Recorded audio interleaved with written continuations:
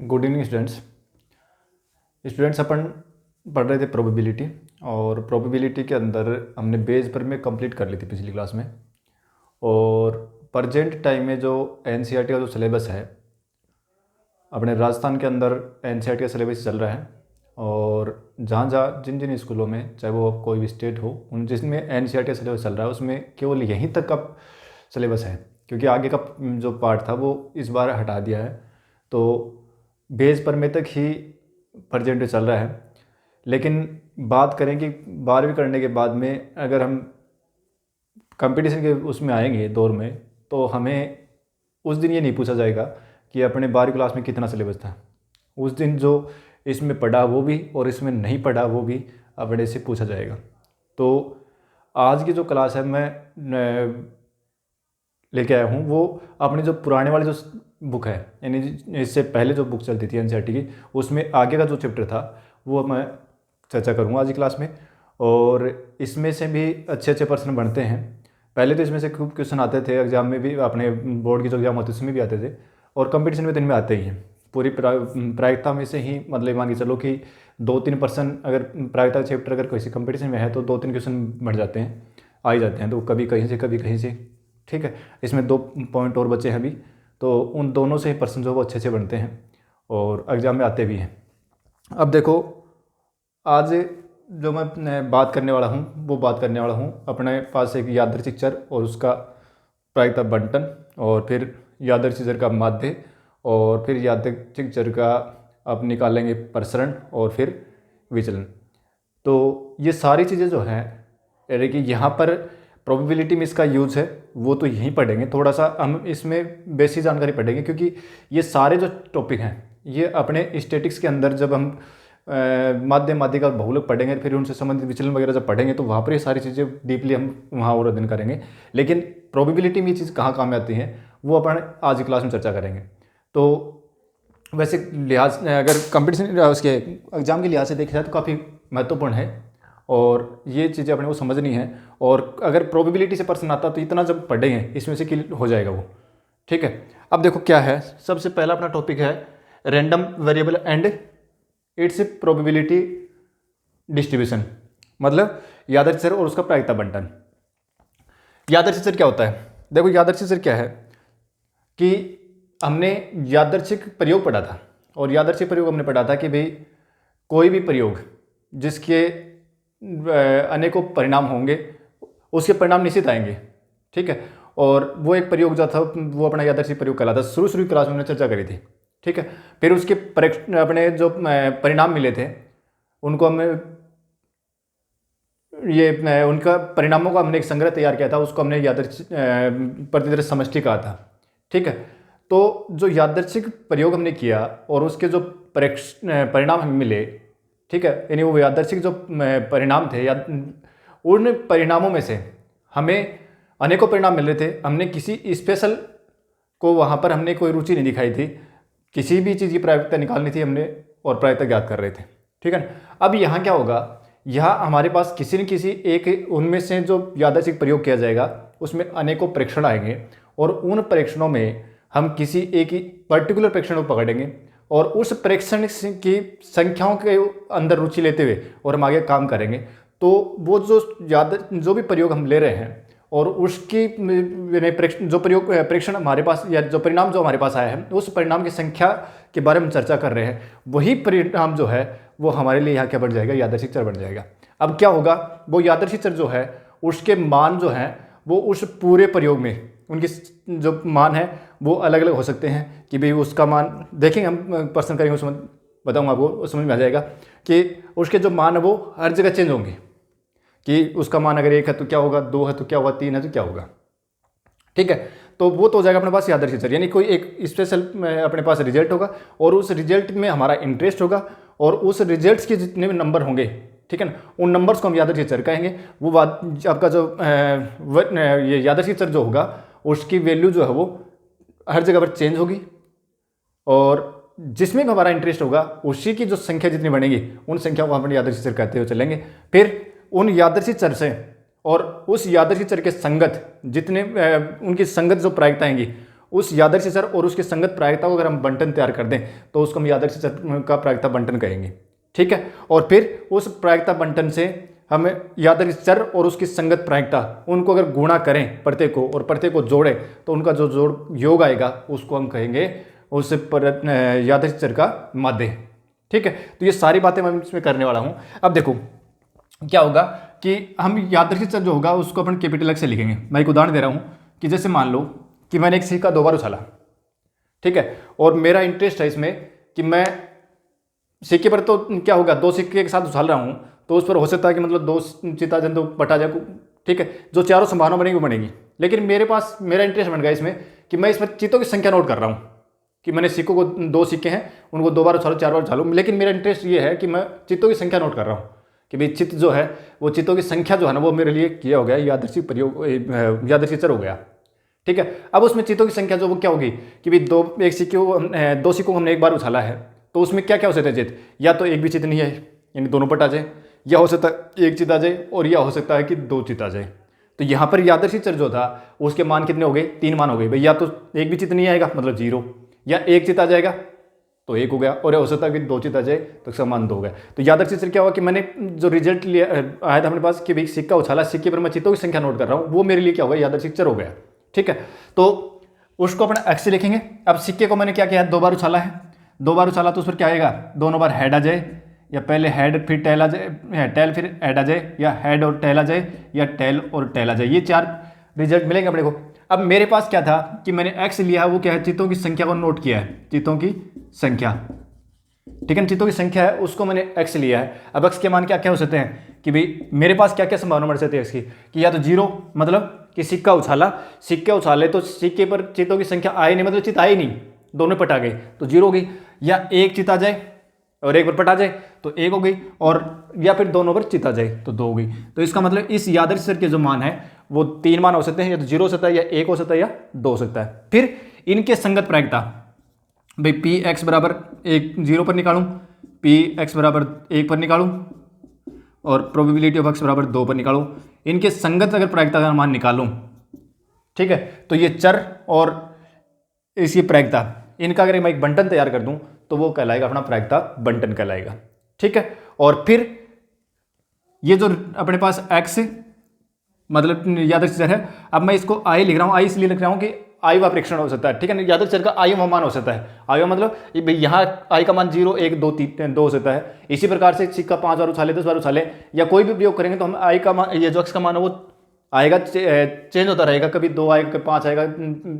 ठीक है, वो जैसा अपना पर्सन होगा उसके साथ रहेगा। ठीक है, तो एक्स आई का मतलब हो गया कि यादृच्छिक चर का आई व मान, और इसके आई व मान के संगत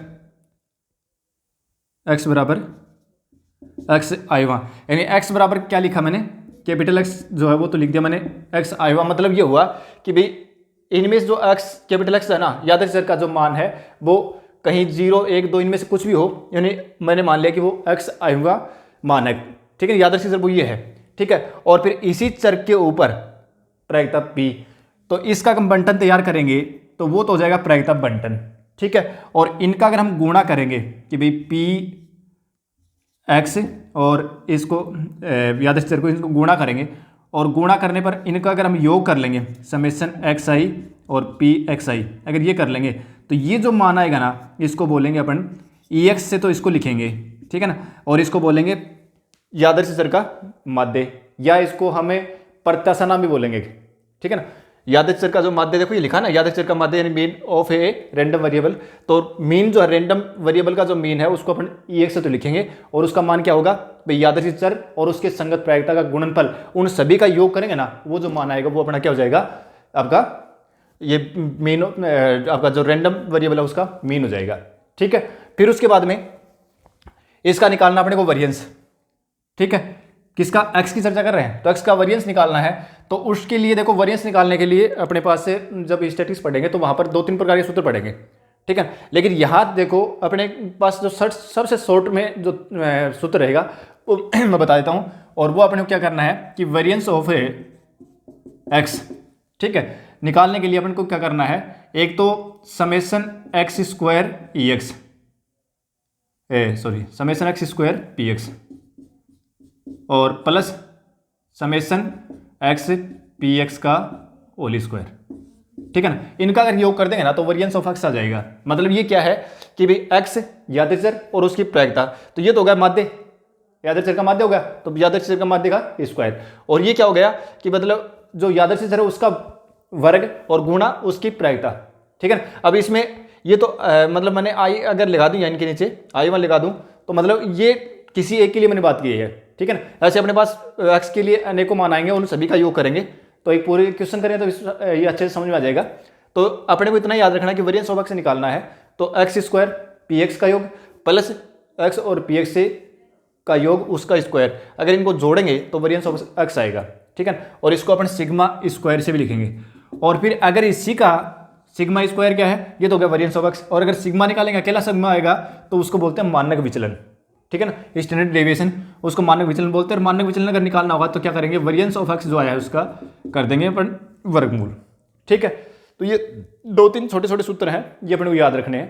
प्रायिकता बंटन का माध्य निकालना है तो x इंटू पी एक्स का योग करना है, और फिर उसका वेरिएंस निकालना है तो x square P x plus x P X का होल स्क्वायर करना है, उन दोनों को जोड़ना है, वो वेरिएंस ऑफ एक्स आएगा। मानक विचलन निकालना है तो वेरिएंस ऑफ एक्स का रूट निकाल देंगे, ठीक है।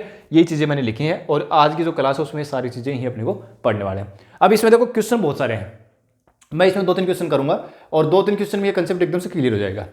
और फिर अपने को कोई भी बुक उठानी है, चाहे वो अपनी पुरानी वाली बुक उठाएं, उसमें सारे क्वेश्चन करें, करके देख लें। एग्जाम्पल्स बहुत सारे हैं, क्वेश्चन बहुत सारे हैं, उनको करें और अपना कंसेप्ट वो क्लियर हो जाएगा, ठीक है। तो इसमें मुझे नहीं लगता कि इसमें कुछ ज़्यादा क्लास अपने को लेनी पड़ेगी, एक क्लास में काफ़ी है।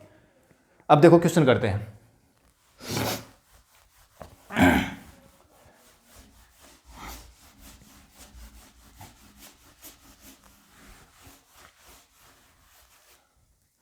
क्वेश्चन अपना देखो, मैं इसमें से तो मैं रेंडम क्वेश्चन उठाता हूँ, कोई बस 2-4 क्वेश्चन अपन करेंगे इसमें से। क्वेश्चन बहुत सारे हैं इसमें, ठीक है।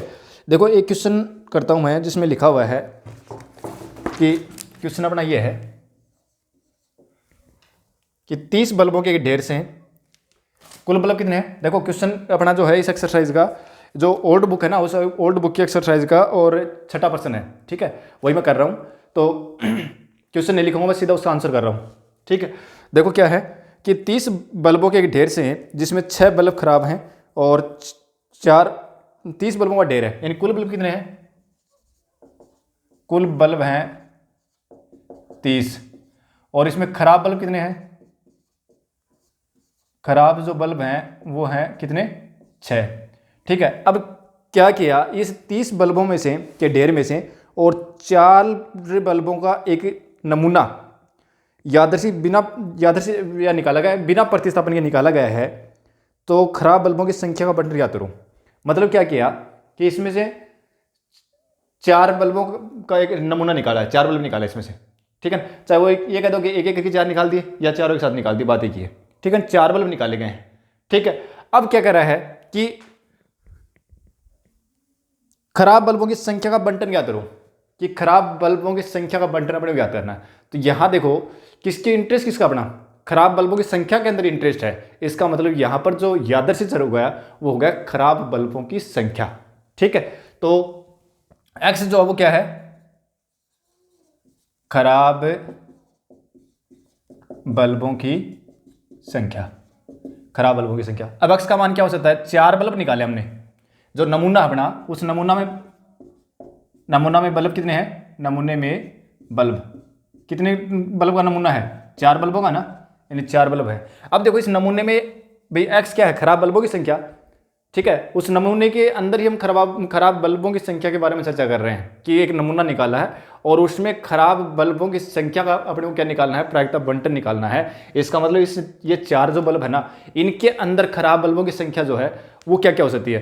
तो खराब बल्ब, इसका मतलब 4 निकाले, चारों चारों सही बल्ब हो, ये हो सकता है, मतलब एक भी खराब बल्ब नहीं हो, या एक बल्ब खराब हो, या 2 बल्ब खराब हो, या 3 बल्ब खराब हो, या चारों बल्ब खराब हो, ठीक है। ये संभावना हो सकती है। अब देखो यहां बल्ब खराब होने की प्रायिकता कितनी है, खराब बल्ब की जो प्रायिकता वो कितनी आएगी, खराब बल्ब कितने, 6, तो 6/30 मतलब 1/5। और सही बल्ब की प्रायिकता कितनी आएगी, बल्ब खराब नहीं है, तो 1 माइनस 1/5 मतलब 4/5। ठीक है, अब देखो पहले मैं निकाल रहा हूँ भाई प्रोबेबिलिटी ऑफ x बराबर 0, मतलब कि जब एक भी बल्ब खराब नहीं है, इसका मतलब चारों के चारों बल्ब सही हैं, तो चारों के चारों बल्ब सही हैं तो बल्ब सही होने पर प्रायिकता कितनी है 4/5 गुणा 4/5, चारों के चारों ही सही हैं, तो कितना हो गया 4 चौ 16, 16 चौ 64, 64 को 4 से गुणा करोगे तो 4 चौ 16 और 6 चौ 24 1 25 256 और बटे 625। ठीक है, ये आ गया। फिर प्रोबेबिलिटी ऑफ x बराबर 1, यहाँ ध्यान देना, अगर 4 बल्बों में से एक बल्ब खराब हो, ठीक है ना, तो 4 बल्बों में से एक बल्ब खराब हो तो इसका मतलब ये हुआ कि भाई पहला बल्ब खराब हो या दूसरा खराब हो या तीसरा खराब हो या चौथा खराब हो, तो यह कई संभावना बन रही है। ठीक है, लेकिन देखो मैं एक काम करता हूँ कि 4 बल्बों का हमने नमूना लिया, उसमें से एक बल्ब खराब है। ठीक है, तो कितने बल्ब तरीके हो सकते हैं 4 बल्बों खराब होने के, तो 4 C1 हो सकते हैं, 4 बल्बों में से एक बल्ब खराब होने के इतने तरीके हो सकते हैं। ठीक है, अब खराब बल्ब एक है ना, तो खराब बल्ब की प्रायिकता कितनी है, खराब बल्ब कितना है, एक है, तो 1/5 ही घात तो कर दो 1 और 4/5 ही घात कर दो 3, क्योंकि 3 बल्ब सही हैं। ठीक है, तो ये हो गया। इनको अगर आप सोल्व करोगे तो 4 को 3 बार गुणा करोगे तो 4 चौके 16, 16 चौक 64 और ये 4 C1 का मान भी 4 आएगा, तो ये भी कितना बन जाएगा 256/4 625 बन जाएगा। ठीक है, प्रोबेबिलिटी ऑफ x बराबर 1, तो 2 मतलब 4 C2 इस बार 2 खराब हैं, तो खराब होने की प्रायिकता बेटे 5 इसी का 2 कर दो, फिर 2 सही हैं तो इसकी 2 कर दो, तो ये कितना आएगा 4 दूनी 8, 8 में 2 आप भाग दोगे 4 3 बार 6 आएगा, इसका मान 4 C2 का मान 6 आएगा और 6 4 चौ 16 ये, तो 16 96 और बटे 625। ठीक है, और फिर प्रोबेबिलिटी ऑफ x बराबर 3, यानी 3 बल्ब खराब है इस बार, तो 4C3 और 1/5 ही घात तो 3 कर दो और 4/5 ही घात कर दो 1, क्योंकि खराब 3 है सही 1 है, तो इसका जो मान आएगा वो कितना आएगा कि 4 तो ये हो गया और 4 चौक 16, 16/625 और प्रोबेबिलिटी ऑफ x बराबर 4, मतलब चारों ही बल्ब क्या हो खराब हो, तो खराब होने की प्रायिकता कितनी है 1/5, तो चारों ही खराब हैं, सही कर दो 4 कर दो, बात एक ही है। ठीक है, तो ये आ जाएगा 1/625, और जब ध्यान से देखो तो इन सब का योग करोगे ना तो वो 1 आएगा, और अगर 1 नहीं आ रहा इसका मतलब कहीं ना कहीं गलती कर रहे हैं। अब देखो प्रायिकता बंटन क्या हो जाएगा इसका, प्रायिकता बंटन मतलब ये तो लिखो x और ये इसके संगत आ जाएगी प्रायिकता, लिख दो x बराबर 0 1 2 3 और 4, इसकी प्रायिकता कितनी है, कितनी 256/625, 256/625, 96/625 और 16/625 और 1/625, बस हो गया प्रायिकता बंटन। ठीक है, यही पूछा था अपने को, अगर इसमें माध्य पूछ लेता तो कोई दिक्कत नहीं थी, x इंटू पी एक्स निकालते। ठीक है, इन दोनों का योग करके लिखते हैं यहाँ और फिर लास्ट में इसका योग कर देते, x पी एक्स का योग कर लेते, वो जो आता ना वही अपना प्रायिकता बंटन का वो माध्य जाता, इसका यादृच्छिक चर का माध्य जाता। ठीक है, चलो और करते हैं क्वेश्चन, इसमें तो केवल प्रायिकता बंटन ही पूछा था तो वहीं तक करके छोड़ दिया मैंने। अब आगे देखो, पहले जब ये सिलेबस में थी ना तो इसमें से बड़ा प्रश्न आता था एक, और अच्छा प्रश्न आता था, फ्री के नंबर थे बच्चों की। अब देखो इसमें से एक क्वेश्चन और करता हूँ मैं, एक क्वेश्चन 11 का वो कर लेते हैं इसमें, क्वेश्चन नंबर 11, दो पासों को युग्मतः उछाला गया है, दो पासों का जो जोड़ा है उसको उछाला गया है, यदि x छक्कों की संख्या को व्यक्त करता है तो x का प्रत्याशा ज्ञात करो। बिल्कुल सीधा सा है, दो पासों का युग्म है, मतलब दो पासों का युग्म उछाला गया ना, दो पासों का युग्म उछाला गया है, मतलब ये हुआ कि दो पासों का जोड़ा है वो उछाला गया है। ठीक है, x क्या चीज है, x है 500 पर 6 प्राप्त होना, 500 पर 6 प्राप्त होना, 500 पर 6 प्राप्त होना, x है 500 पर 6 प्राप्त होना। ठीक है, फिर उसके बाद में क्या कह रहा है, x का प्रत्याशा ज्ञात करो, यानी x प्रत्याशा ज्ञात करना, इसका मतलब ex कह दो या इसको समेसन एक्स पी एक्स कह दो, माध्य जिसको बोलते हैं अपन, ठीक है ना, ये निकालना अपने को। अब मुझे बताओ कि x से पाँच प्राप्त संख्या का 6 होना कह रहा है, तो x के मान क्या क्या हो सकते हैं, मतलब दोनों ही 5/6 आए ही नहीं, ठीक है, दोनों ही 5/6 नहीं आए, तो x का मान 0 हो सकता है, या एक 5/6 आ जाए या दोनों 5/6 आ जाए, तो यही संभावना हो सकती है, ठीक है।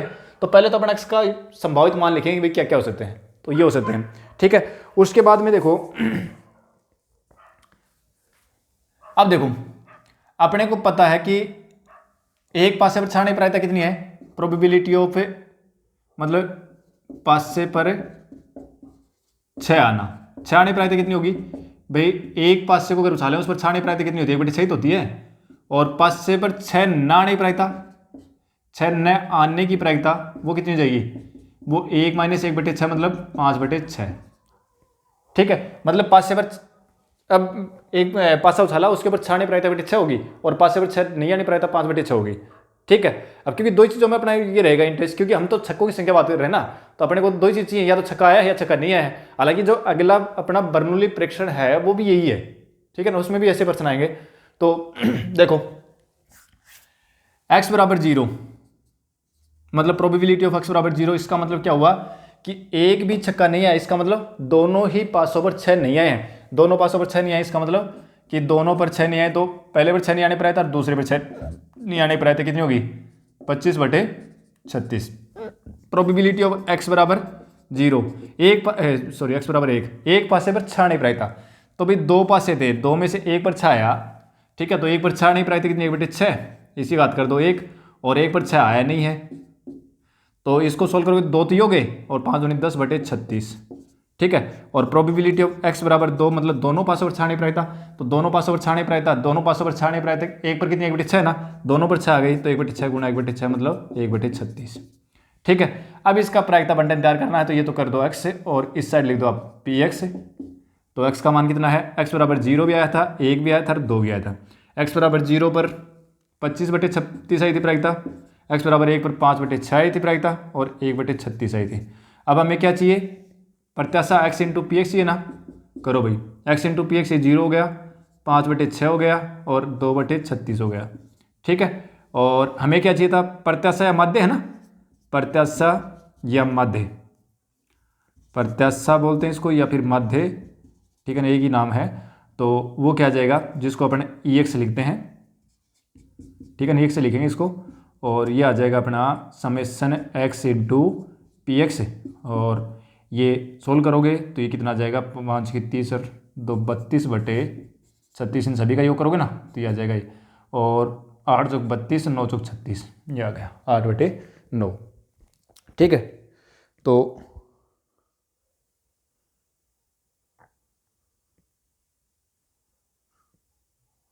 एक मिनट रुको, x × px ये गलत लिख दिया मैंने, इनको गुणा किया तो हाँ ठीक है, सही है, 2/36 हो गया, ठीक है, और फिर इनका योग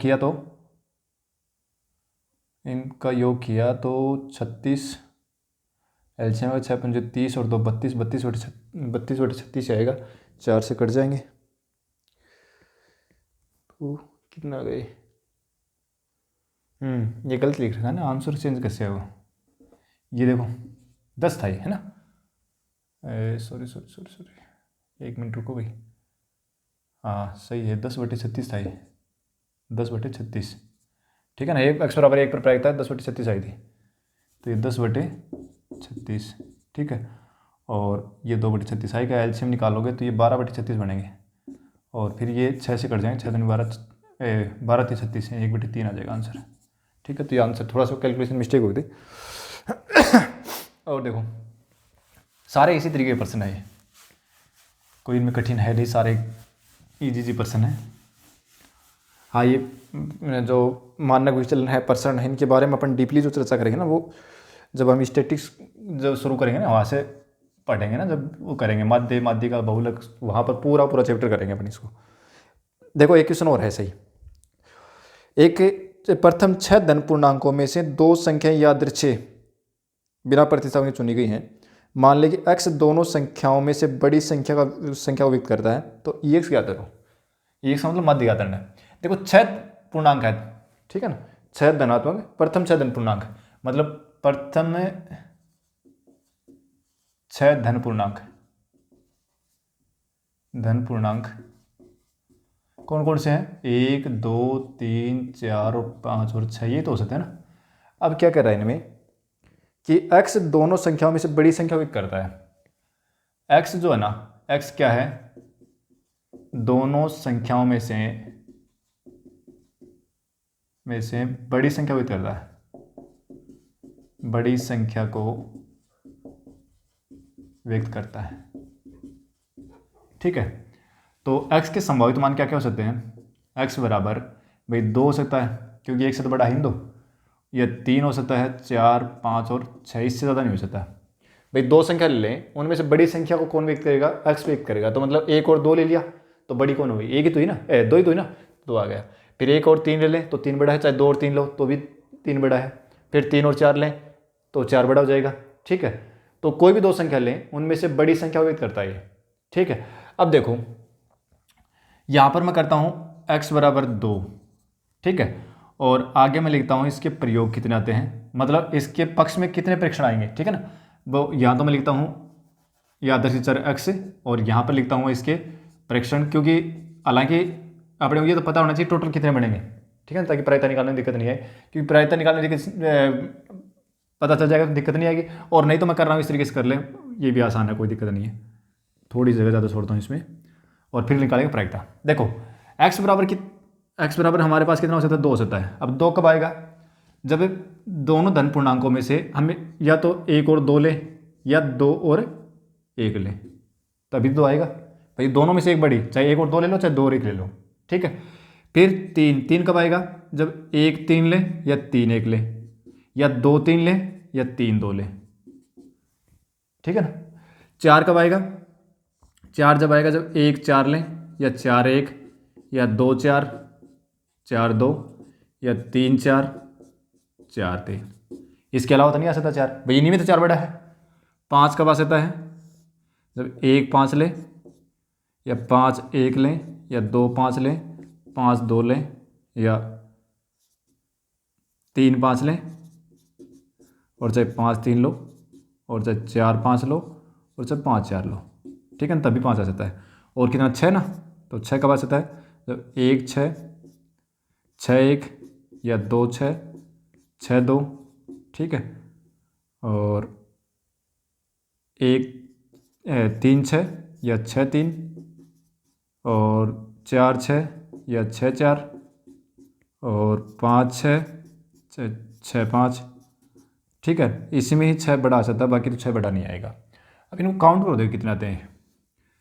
2 3 4 5 6 7 8 9 10 11 12 13 14 15 16 17 18 19 20 21 22 23 24 25 26 27 28 29 और 30, टोटल 30 बनेंगे। अच्छा, या यूँ भी देख सकते हो इसमें कि भाई 2 चर निकाले गए हैं, मतलब पहला कितनी बार चुना जा सकता है? इनमें से पहली संख्या कितनी बार? 6 बार। और दूसरी संख्या कितनी बार चुनी जा सकती है? एक तो ले ली, तो दूसरी कितनी बार? 5 बचेंगे। 5 में से दूसरी लेनी है तो कितनी? 5 बार चुनी जा सकती है।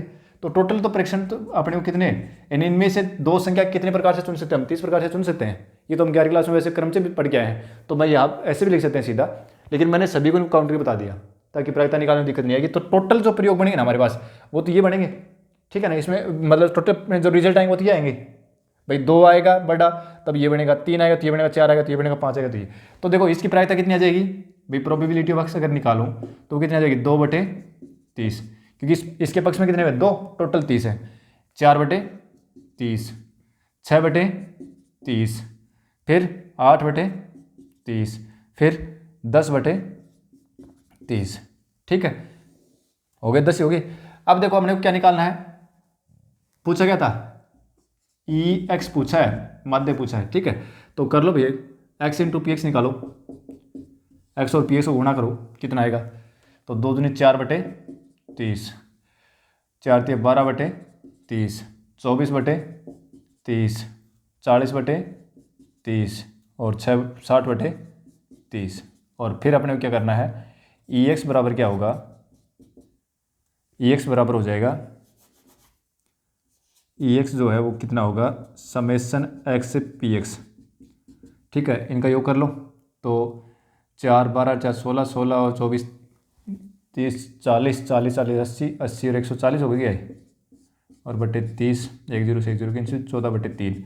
अब ये जो मान ना ये एक से बड़ा आ जाएगा, कोई बात नहीं है इसमें, ठीक है, या कोई लिमिट नहीं है कि वो एक से छोटा ही आएगा, ठीक है। तो ये था अपना इसका माध्य, ठीक है। तो इस तरीके से कोई दिक्कत नहीं आई। चलो एक प्रश्न और करते हैं, एक प्रश्न और करते हैं, फिर उसमें सारी चीज़ निकालेंगे।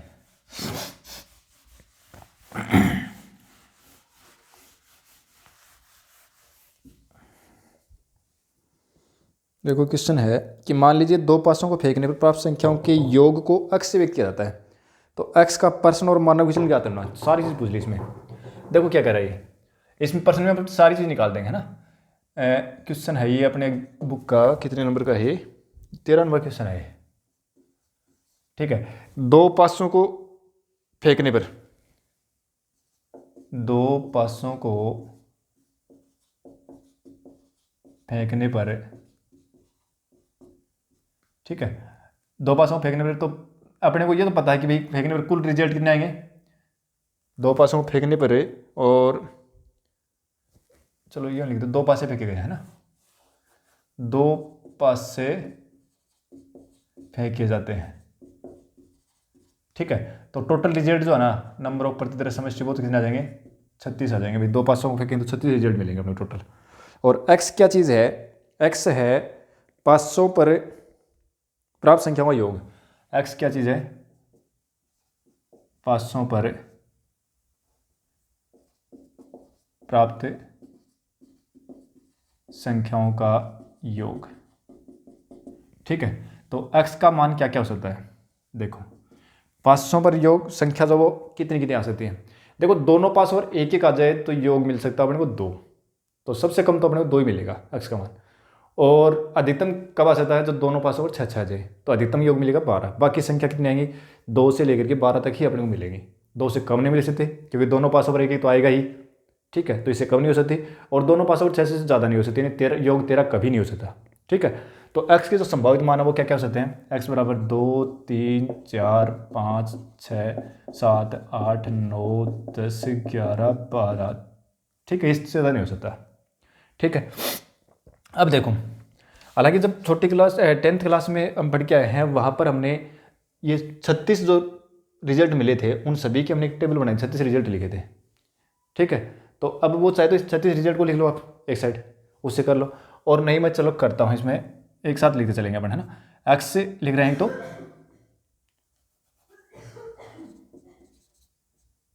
यादृच्छिक चर, और फिर लिख रहे हैं अपन प्रेक्षण, यानी अपने रिजल्ट कितने मिल रहे हैं वो, ठीक है। और फिर इसकी प्रायिकता लिख देंगे अपन आगे। तो यादृच्छिक चर मतलब x जो है ना, x उसके मान क्या क्या सकते हैं, 2 आ सकता है। 2 कब आएगा, जब दोनों ही पासों पर एक एक मिल जाए, ठीक है। 3 कब आएगा, 3 आएगा जब पहले पर 1 दूसरे पर 2, या पहले पर 2 और दूसरे पर 1, ठीक है। 4 कब आएगा, जब दोनों पर 2 2 मिल जाए, या 1 3 या 3 1, ठीक है। और 5 कब आएगा, जब 1 4 4 1 या 2 3 और 3 2, ठीक है। और फिर 6 कब आएगा, जब 1 5 5 1 4 2 2 4 या 3 3, ठीक है। फिर 7 कब आ जाता है, 1 6 या 6 2 6 1, और फिर 2 5 5 2, ठीक है। और फिर आ जाए अपने पास 5 2 3 4 4 3, बस इतना ही आएगा। 8 कब मिलेगा, जब अपने को 2 6 या 6 2 या 5 3 या 3 5 या 4 4। और 9 कब आएगा, जब अपने को मिले 3 6 6 3 5 4 या 4 5, ठीक है। 8 कब आएगा, जब 10 कब आएगा, 10 आएगा जब 4 6 मिलें, या 6 4 मिलें, या 5 5, ये मेरे 11 कब आएगा जब 6 5 या 5 6, और 12 कब आएगा जब दोनों पर 6 6 मिल जाए। ठीक है, थोड़ा सा समझाने के लिए मैंने चीज़ें लिखी है, नहीं तो जरूरत नहीं थी इनकी लिखने की। अब प्रोबेबिलिटी ऑफ एक्स निकालें, कितनी आएगी प्रायिकता इनकी लिख दो, अपने को तो इसी में इंटरेस्ट है। तो 1/36 तो आ जाएगी इसकी कितनी आएगी 2/36, इसी कितनी आएगी 3/36, फिर इसी कितनी आएगी 4/36, फिर 5/36, फिर 6/36, फिर कम होने शुरू हो जाएंगे 5/36, 4/36, 3/36, 2/36 और 1/36। ठीक है, हो गया। अब देखो हमें क्या निकालना है, परसेंट भी निकालना है और मानक भी निकालना है। तो मैं x इंटू पी एक्स निकालता हूँ, तो क्योंकि इसकी जरूरत पड़ेगी अपने को। तो ये अगर माध्य निकालना हो तो ये निकाल के इसका योग कर लेंगे, वो तो माध्य हो जाएगा। ठीक है, करो भी इनका योग। तो 2 को 1 से गुणा किया 2 एकम 2 यानी 2/36, फिर 3 को 2 से गुणा किया 2 तिया 6/36, फिर 4 को 3 से गुणा 4 तिया 12/36, फिर 5 को 4 से गुणा 4 पंजे 20/36, 6 को 30 से गुणा 5 से गुणा किया 6 पंजे 30/36, और 7 को 6 से गुणा किया तो 6 7 42/36, और 8 को 5 से गुणा तो 8 5 40/36, और 9 को 4 से गुणा किया तो 9 36/36, और फिर 3 को 10 से गुणा किया 10 30/36, और फिर 2 को 11 से गुणा किया तो 11 22/36, और 12 को 1 से गुणा किया तो 12/36। ठीक है, अब देखो हमने थोड़ी देर पहले मैंने सूत्र बताया था कि वेरिएंस ऑफ एक्स लिखना है ना आपको, वेरिएंस ऑफ एक्स लिखना है तो क्या करना था कि भाई x square into P x निकालना है, तो एक्स स्क्वायर पी एक्स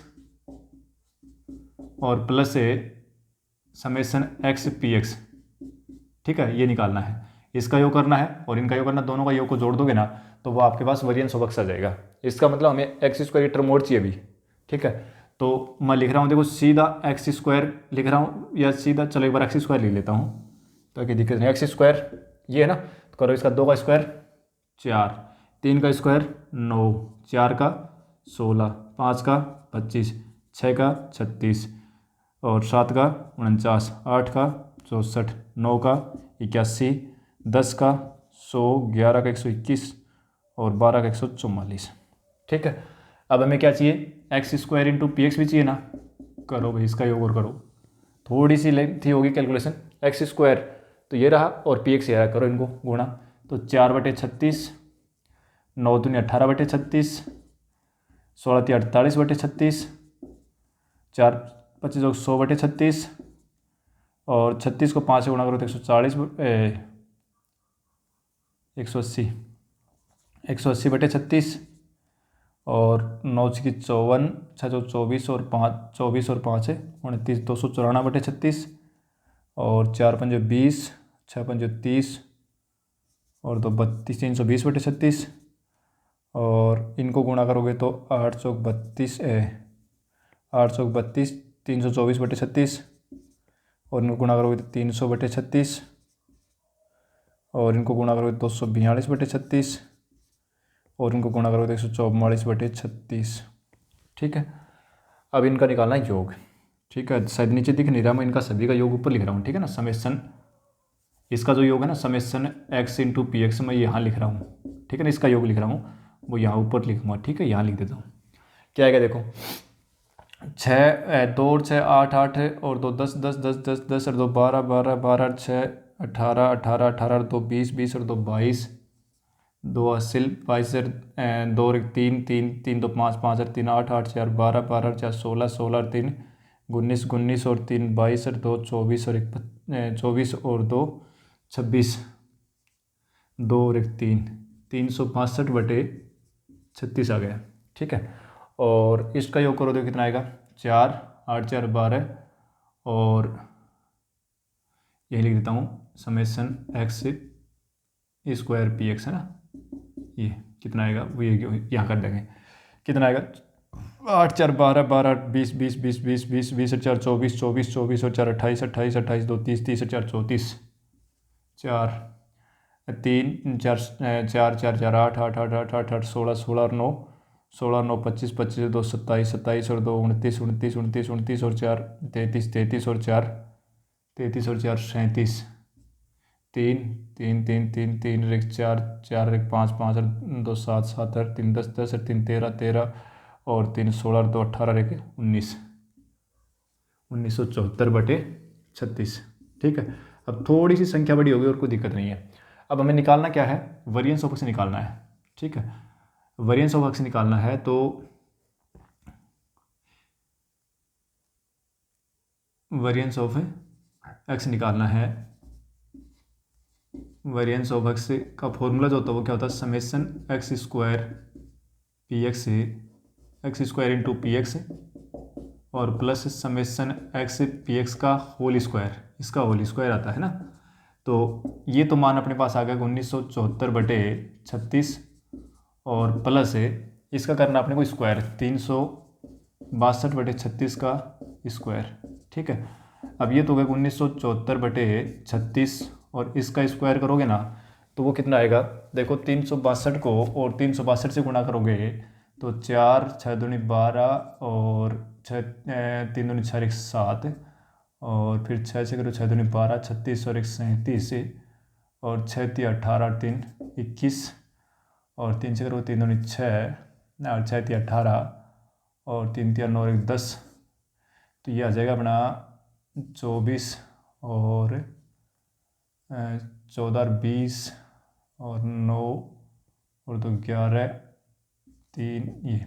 ठीक है, और 36 का स्क्वायर करोगे तो 36 और 6 3 18 18 दूनी 36 36 और 3 39 और 3 3 9 और 3 12 1296।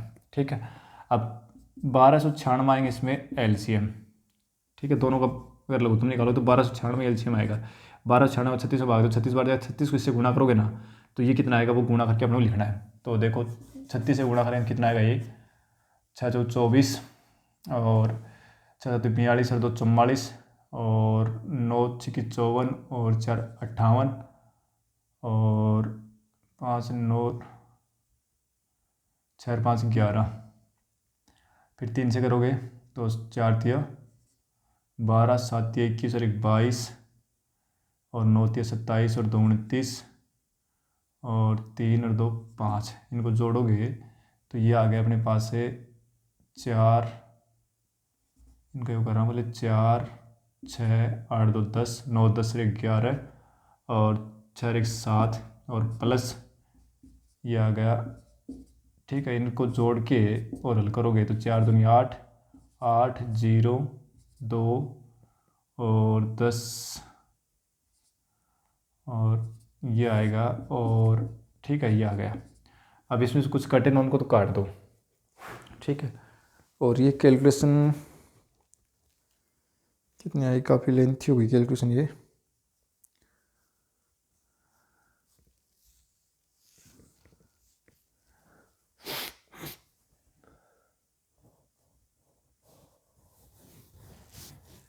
कहीं ना कहीं इसी में मिस्टेक होगी शायद, में चल रहा है क्योंकि ये भाग पूरा पूरा जा रहा था, ये जो जोड़ है ना वो सही नहीं है।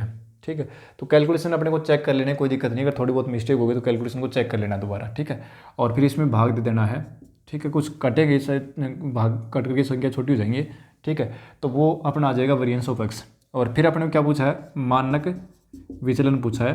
तो मानक विचलन जो होता है ना, मानक विचलन वो होता है root of variance of X, यानी जो वेरिएंस आएगा ना उसका रूट निकाल देंगे, वो अपने पास स्टैंडर्ड डेविएशन आ जाएगा, एसडी जिसको बोलते हैं। ठीक है, वो आ जाएगा और वो मान जो भी आएगा ना वो अपने को यहाँ लिख देना है, यानी इसका जो भी रूट आएगा ना वो अपने को यहाँ लिख देना है, वही अपना मानक विचलन हो जाएगा।